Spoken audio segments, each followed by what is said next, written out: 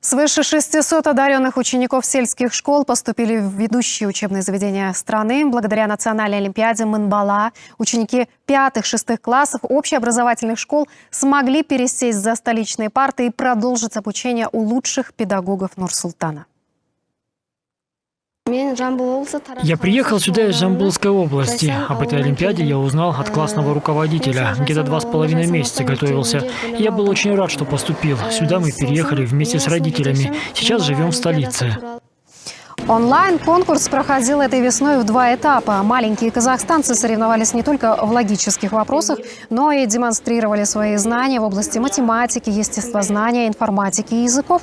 1000 лучших получила возможность перевестись в самые престижные школы Нур-Султана и Алматы, а также обучаться там онлайн. Всего участие в Олимпиаде за 2 года приняли свыше 400 тысяч школьников. Путевку в жизнь ребята получили при поддержке фонда Нур-Султана Назарбаева. Кроме того, что мы даем возможность поступления в специализированные школы вне конкурса, также им дается грант на обучение в онлайн-школе «Бірге оқу». Это уникальная модель дополнительного образования. То есть, кроме своей основной школы, они могут участвовать на онлайн-занятиях с ведущими педагогами Казахстана.